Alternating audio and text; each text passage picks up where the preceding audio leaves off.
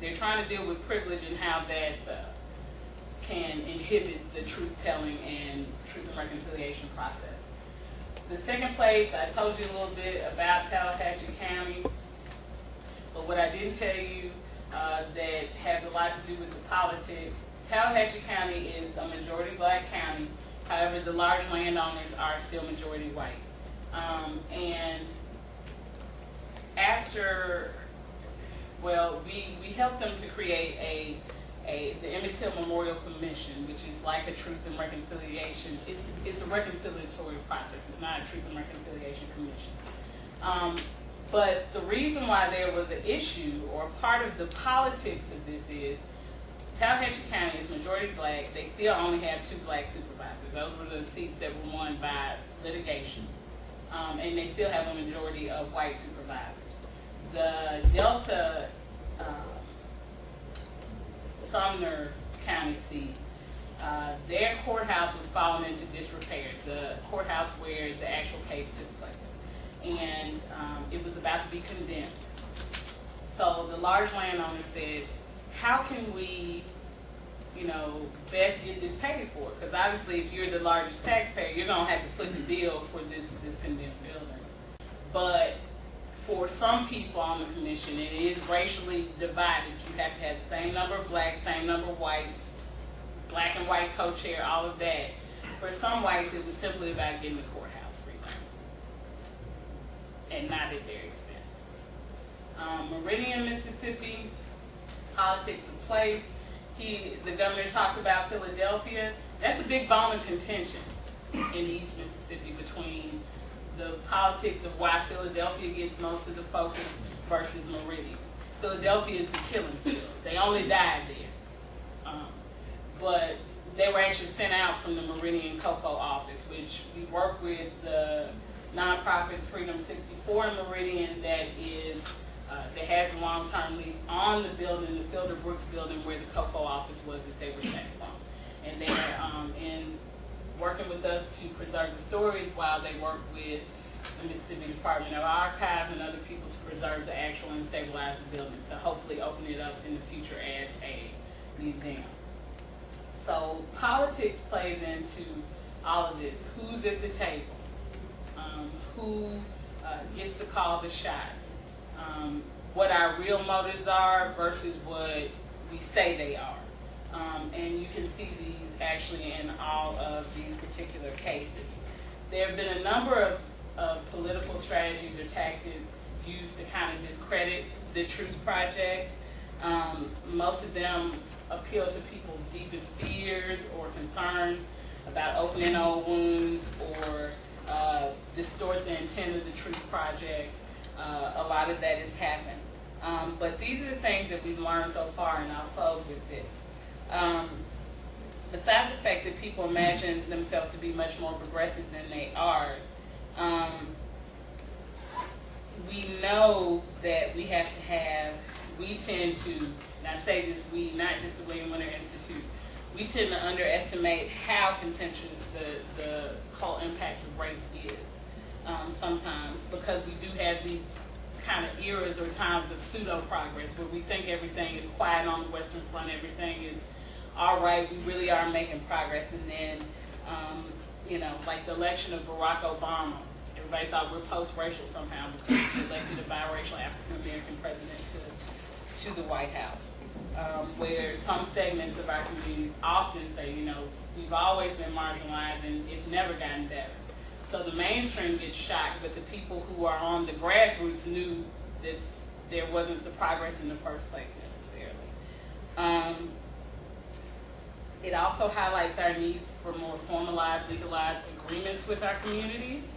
Of course, any oral histories have what we call deed of gifts, but we also need things like collaborative endeavor agreements and memos of understanding with our communities to kind of make sure that progress doesn't necessarily stall and that we do move forward. We also have to be in places where we can assist with decision making. Our executive director, Susan Glisson, sits on many committees, and some of that is political too. They want to appear like they're progressive, so we have the Racial Reconciliation Institute sitting at the table. See, we're progressive. We're progressive. So she is the chair and convener of the Civil Rights Education Commission that was formed by the Senate Bill 2718. She is on the Mississippi Freedom Trail Advisory Board and several other things. So we do kind of try to keep our ear to the ground, our behind in the chair and at the table, and all those things to actually be able to affect change. And I think that is where I will stop. I have talked way too much. And there's so much stuff to say that I'm scared that I'll cut out some. So I'll stop right now and do two things. I'll let you ask questions, and then I want you to take a moment and write on that same index card your afterthought about Mississippi. Yes, I'm taking it. But while y'all are doing that, does anybody have any questions? Yes, sir. Of course, you bring back some memories for me. I was a lobbyist at the Democratic Convention on behalf of SNCC and CORE to seek the Mississippi Freedom Democratic Party back then. And the highlight was I was invited into the convention center to hear Fannie Lou Hamer make her appeal to the Democratic Convention. Sorry, it gives me goosebumps. Yeah. Go ahead, ask your question. And the question is, looking at what Mississippi is doing now, it looks like, is there a systematic or a definite approach to reduce the number of African American voters? Because I know in '65 they passed a civil rights law which allowed, which did not prohibit blacks from voting, but there seem to be things that are going on in Mississippi now that they're trying to take away the rights. I would say no. I know when I mentioned Tallahatchie County, that's probably one of the most egregious examples of that type of issue occurring in Mississippi. But keep in mind, blacks vote in Mississippi. I think the two, we do have the largest legislative black caucus in the nation. I think, and the largest amount of elected black officials in the nation. I think the issue comes actually in things that are more nationwide, and I say that because of the incarceration of men of color and those felonies and certain incidents where they lose their voting privileges. That impacts us heavily. And then also, of course, we passed the identification law in our last election, but a lot of states did. So those two things are the things I look at currently that might impact black voting strength in Mississippi. But at this point, it hasn't really been diluted. There are, like I said, egregious examples like Tallahatchie County. And I don't mean to be mean, but you kind of expect that in the Mississippi Delta. But overall, we still have quite a lot of black voting strength, and I'm not as concerned about it being diminished. Yes, sir. Do Republicans in Mississippi make an effort to reach out across racial lines, or are they divided? There are black Republicans in Mississippi. I mean, there are a few black Republicans Well, in the southern states. I haven't seen a lot of that.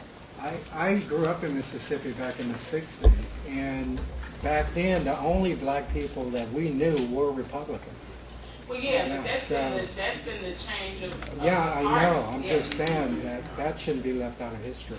Right. So the what we call the old black and tan Republicans, or the Republicans when they really were the party of Lincoln, that's the Republicans we're talking. If we're talking about the current I'm talking about today. Republicans, then I would say no, because just like many other places, those Republicans that he's talking about, they basically switched parties, and African Americans therefore have switched to the more progressive party, if you want to call it. Yes, sir, Dr. Knight. Yeah, but I would say that the rhetoric of the current Republicans, the rhetoric is a Southern-wide rhetoric. I mean, from the white Republicans, the statewide elected officials are all Republicans except for the Attorney General in Mississippi, who's a white Democrat. But clearly, they have adopted. I mean, there's a system wide effort across the American South where Republicans have taken over these legislatures in Alabama and Georgia, Mississippi, and South Carolina. The rhetoric is the same. I mean, they don't, you know, they don't use the racist rhetoric of the past. I mean, the Secretary of State, Delbert Hosemann, who is a Republican, who has been leading the charge for the voter ID law in Mississippi, is a nice guy. You know, he shakes your hand, drink wine with you. I mean, just really, you know, I mean, the rhetoric is just the same. I mean, these are modern day politicians. So they are the same in Mississippi as they are in Kansas or Oklahoma or Arkansas. I mean, clearly one of the most conservative politicians in the country is this guy, U.S. Senator from Oklahoma here. But on the other hand, I mean, he's a nice guy. He knows Barack Obama. I mean, they are buddies. They talk and all that kind of stuff. But the sinister part is that this voter ID law that you just mentioned, you know, it's afloat in 16 other states, including they're trying to get it in Minnesota. So it's not just a Mississippi phenomenon. And if it's adopted, it will have. But that's right, it has nationwide import. But if it is adopted, it clearly will have some impact on the number of black voters who will go to the polls on election day. But yeah, I mean, the rhetoric is very good. I mean, it's modern day slick politicians in Mississippi. I mean, they're educated slick politicians just as they are educated slick politicians in Oklahoma. And Dr. McLemore is a political scientist, so we'll take whatever he says. And I think the Tea Party has had an impact in Mississippi as well. One of our, which I know this is somehow unethical or illegal, but one of our judges, because Oxford is one of our federal seats, has been real cozy with the Tea Party, very openly and publicly, and supportive of it. I mean, somehow I could have sworn judges aren't really supposed to do that. But their name has been attached to like Tea Party functions. So I think the rhetoric that you're seeing nationwide with the Tea Party is what that new slick, if you call it slick, that new slick way of talking about it, instead of just racial stuff. Now it's class-based, but there are racial implications. So that's why, again, I said, we're talking about class privilege and racial privilege and gender privilege still. Yes, ma'am. At this point, how many oral histories have you completed, and how are you recruiting people for the oral history project? It's slow going with the oral history project, in part because communities have to be at a certain point within themselves to be ready to start. Meridian actually was the first one to start, and they've done less than 10. They are a good place to start because they're passionate, they're ready to go. But all these other concerns that I pointed out really do hinder. But we're also looking online for Panola County is coming online this summer. Panola County is right next to Oxford, right next to Lafayette County, and it was important because the year of Freedom Summer, they just won a Supreme Court case, the Panola County Voters League, to test the constitutionality of keeping black folks off the poll. So the oral histories that will help them conduct will be very, very interesting. We recruited through our network and through word of mouth any way we can. We also hope Merle Evers Williams is back in the state as a fellow at Alcorn State University, her alma mater. She actually, for next year, the William Winter Institute and the Medgar and Merle Evers Institute is collaborating on a statewide initiative called Dedicated to the Cause of Freedom in honor of the 50th anniversary of the assassination of Medgar Evers, which will have a huge oral history component, and we hope that it will also bolster our numbers of these oral histories and go into the schools. So we recruit in a number of ways, and she said she's very willing to do a public service announcement for the Truth Project, so that's one of the things that I'm really excited about. What are you doing with the oral histories as you collect them, and what's your vision for what you would do? Don't ask me about my vision. That could be as big as this one. Yeah, that's what I want to hear. Well, The vision for the oral histories is, like I said before, to create this canon, this body of primary source documents that can be used for a multiplicity of things. For truth and reconciliation, surely. For school curriculum to actually help teachers meet the mandate that was put in Senate Bill 2718, surely. To increase, because we work with different kinds of organizations in each community. For example, in Panola County, we work with a very good small public library in Como, Mississippi, which is where Otha Turner, if any of y'all are in the music, and Mississippi Fred McDowell are from, and their blues markers are in the square there. And that will become a part of the first regional library system. So there are lots of different ways that this information can be disseminated. And I think that, to me, is probably the most exciting thing about it, is that we have a county-by-county website. That's another initiative that the Institute has. So these will be available online across the nation. You can punch in, you can click in Humphreys County, Mississippi, and it does, and you'll get whatever we got on Humphreys County, Mississippi. Mississippi itself has a huge digital library. If you go online and say Mississippi Digital Library, you'll see a lot of the things that we've done so far. One of the most interesting things, not just because I worked on it as a grad student, was civil rights in Mississippi, which the University of Southern Mississippi has been collecting oral history since the early 70s. You can go hear Fannie Lou Hamer's voice. She was recorded real before she died. And all those things are now available online as they pertain to civil rights. So we hope to go in that direction as well as other directions. There have been other oral history projects done in Mississippi. Emily Crosby, who's now a professor for her dissertation, her work, she worked on civil rights in Claiborne County, Mississippi. And her book is about that. They created a community exhibit. They did all this other stuff around the oral histories that they collected. Also in Holmes County, Mississippi, which is another one of those kind of crazy border counties, Delta, but strange county. Good county, but strange county. Holmes County, actually, in the 90s, the youth of the Rural Organizing Center created a published book of oral history. So some of our communities want that. It's also community driven, not just what I want, but what the community sees as the best use of those materials and resources. Okay, I see two. I did want to ask you about the vision, but the larger vision, and is there for the whole project, for the whole institute, is there a vision that would have clear outcomes where you say our work will be complete when? So you could talk about the voting, talk about the school segregation, talk about housing, economics. We just completed a strategic planning process. And does that have that, these outcomes as part of that? Oh, of course. No. Of course. And is there a way to get access to that? Not at this point, it's an internal document. But I can ask my executive director, but at this point in time, it's an internal document. It was just done. But if you have specific questions or things, I have to go back and physically look at my copy. I can't answer any of your questions really. But if you have some further questions, I'll try to delve into that. No, well, that was the main one, because it's easier, although it's very impressive what you all are doing. It's easier to just be doing activities that we know need to be done as opposed to being part of an overall. No, now I can tell you some general stuff about our strategic plan. One, at the University of Mississippi, there will be a minor established for reconciliation studies.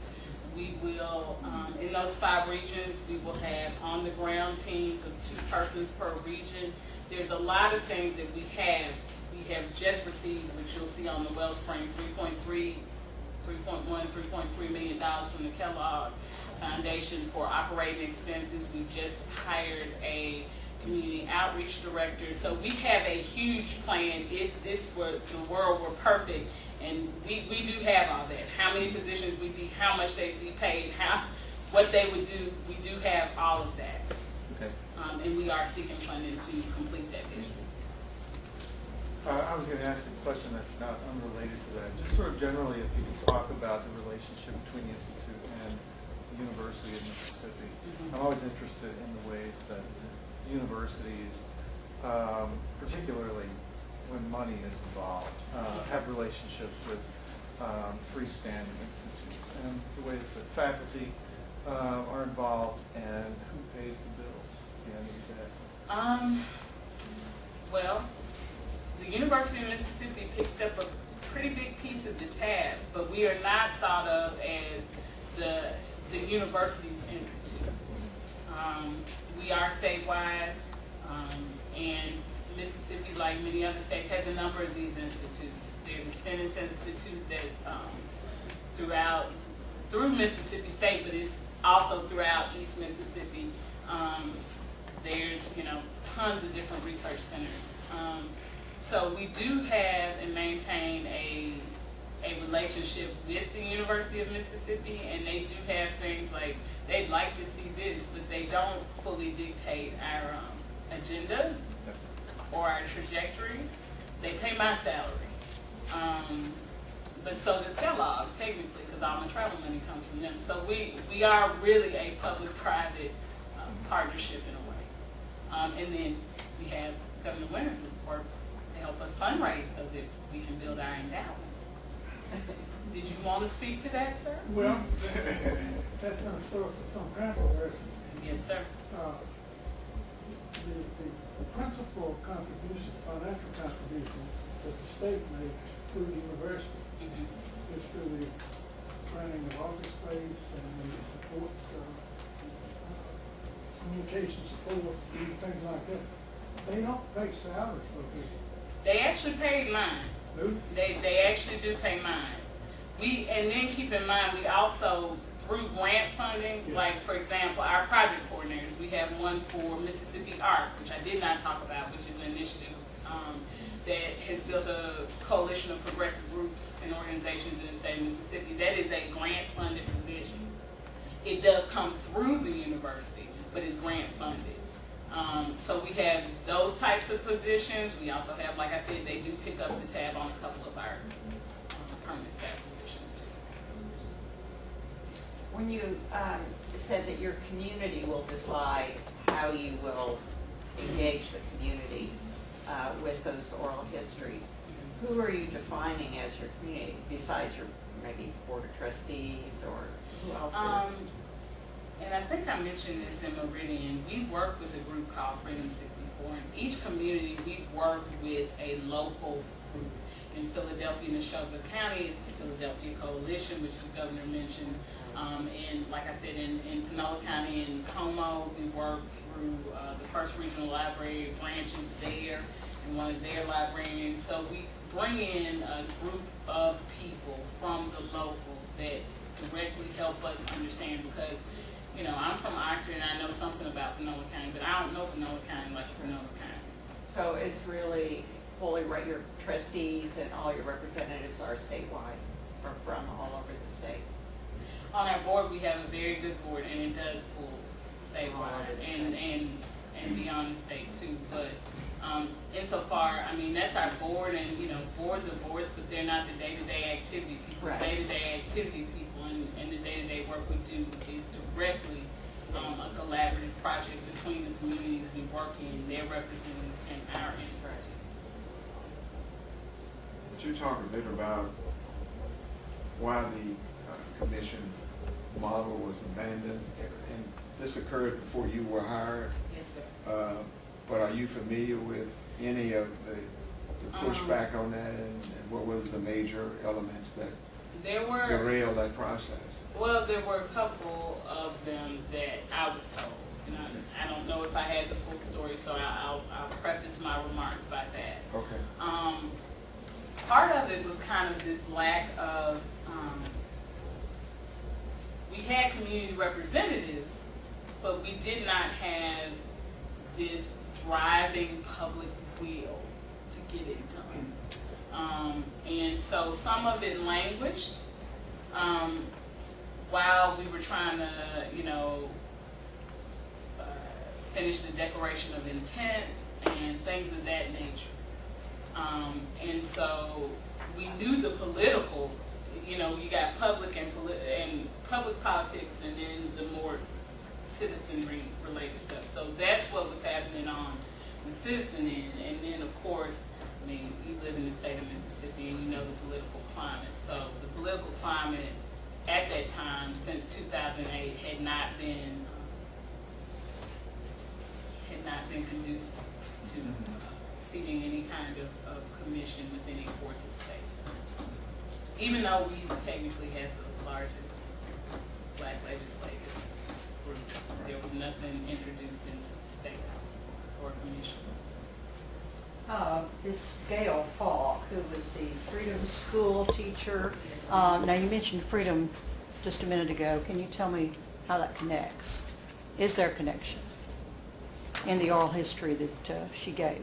Freedom 64, is that the current organization in Meridian? Yes, Okay. it is a current organization. So it's actually in Meridian then? It is. Okay. Yes, ma'am. It's in Meridian, which is in Lauderdale County, which is in East Mississippi, bordering Alabama. But she actually lives in the Northeast, but she comes back from time to time. I just didn't understand exactly why. That was all the indication was just Freedom School. We didn't see anything else about any connection she had. Yes, she was a civil rights worker, and so, like I said, Civil rights. some of them stayed in the States, and then they also have come back and forth over the years. Thank you. But she worked in Meridian. Thank you. Any other questions or thoughts? Comments? Can I have the card? Can I have the index card now? I'm excited about. Is there an extra card here somewhere?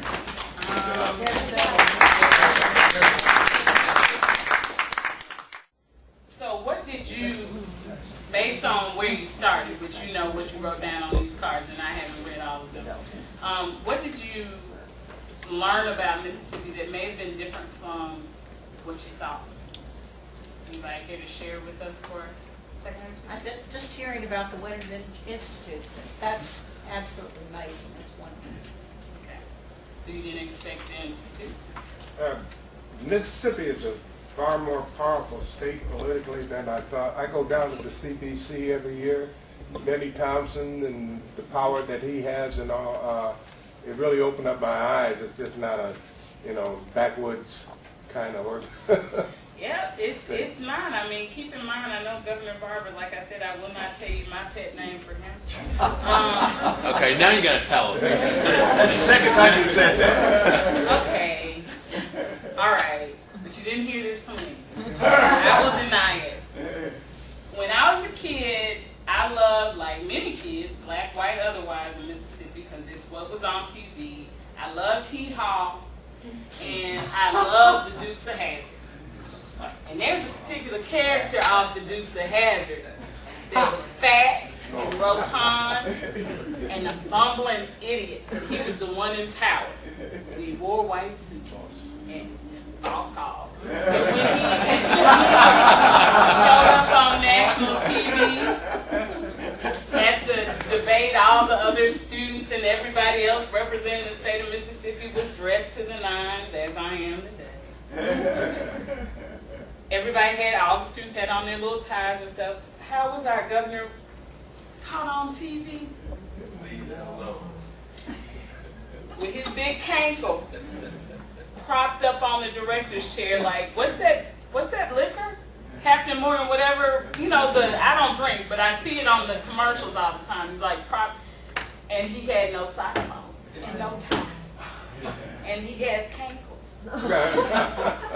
So I call him Boss Hog. He doesn't know that. That's my term of endearment. We will not tell. Okay. You're the only one. There are very few of you in the state that could tell. But yeah. He sounds like another Uncle Faubus, because I lived for those years in Arkansas. Yeah. But Faubus wasn't that fat, was he? He was not skinny, but he was not that fat, you're right. I mean, I'm thinking myself, it's not that I have a problem with thick people, he's got cankles. Okay. Anyway, any other comments? Yeah, fascinating presentation. Thank you very much. Yes, very. The thing that really surprises me is the amount of public funding.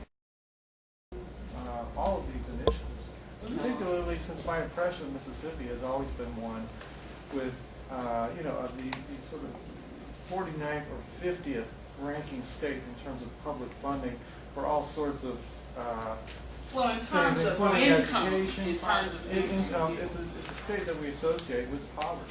Right.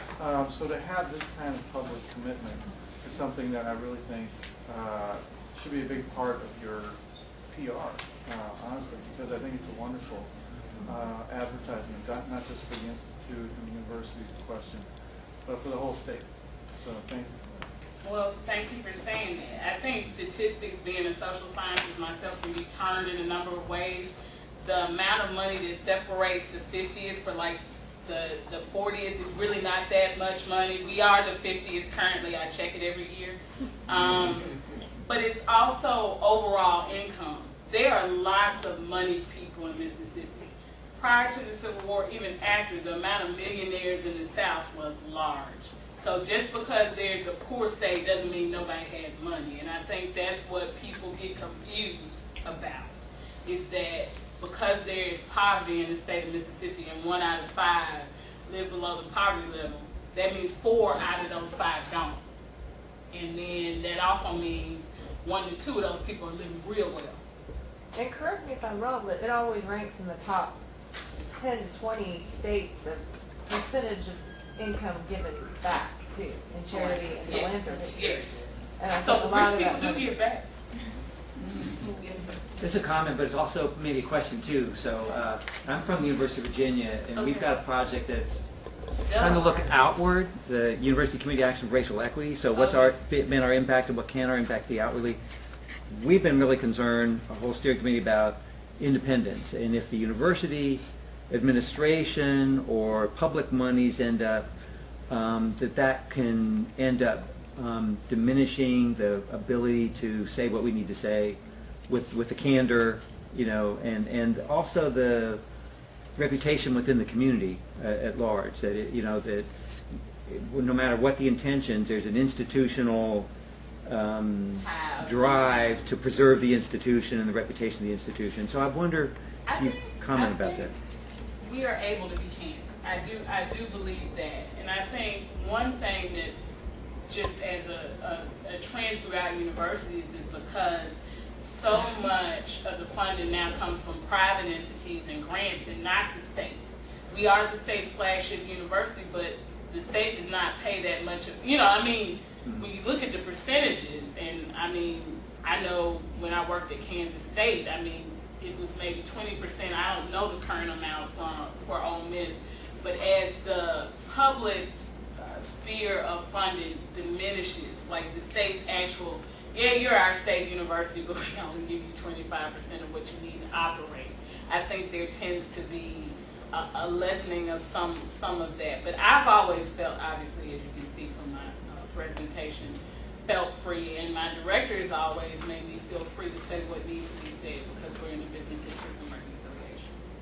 I think the average is 33% statewide. The all of average. the 8 states supporting universities. And Ole Miss has gotten so much grant funding, and it's ridiculous. They've thrown buildings up left and right, and that's not, most of it's not state funded. An observation is somebody who, most of my experience has been in Virginia, but I started a National Civil War Center there that tried to, for the first time, tell the story from 3 perspectives: Union, Confederate, African American, to try to make sure they were all in one place. And one thing I found was it's very difficult to promote racial reconciliation head on. Well, The reason, let me just finish. The reason is that the converted say, yeah, that's great. But the people you really want to reach don't want to be reconciled. They're fine the way they are. They don't really care. That's why my they're daddy not was a good man. My daddy was a good man.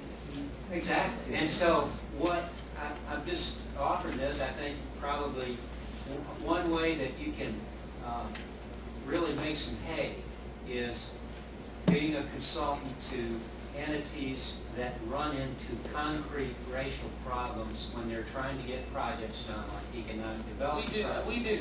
And we do all that too. Like I said, it would take me hours to tell you all the kinds of projects we work on, but we do that. We were recently brought in by, not the Development Authority, forgot what business group is called, but we were brought in to do just that. And we do that. And also, a lot of our communities also have historic buildings or sites that are tied to this reconciliation process. Tallahatchie County is the courthouse, Meridian is the COFO office, Oxford, the Old Barnes Church. So we also have started, because we've increased our staff, in offering training and other things as well. But yeah, we get called, when I said have your behind at the table, I meant it, we get called in on everything. We do. Any other thoughts or comments? Yes, sir. Let me say one word. Go ahead. You're going to be like a Baptist preacher, you're going to have three clothes. I'm not gonna try to finish what you said.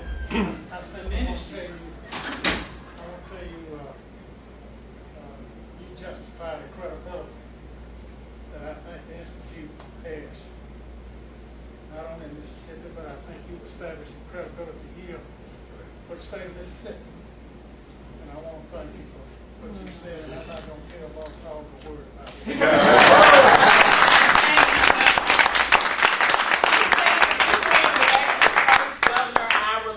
Both of my parents were teachers, so he was very important in my life, and he never met me. Because I remember going to the Capitol with Bill Lane protesting, because all the teachers walked out of the classroom that day, and I was on my way to Jackson. But yes, he is. So that means a lot coming from you, Governor Moore. Thank you. All right, if you need a business card or anything, you can come and contact me in any way you want to. Do I have all the cards? Okay. Thank y'all so much for listening to me ramble about.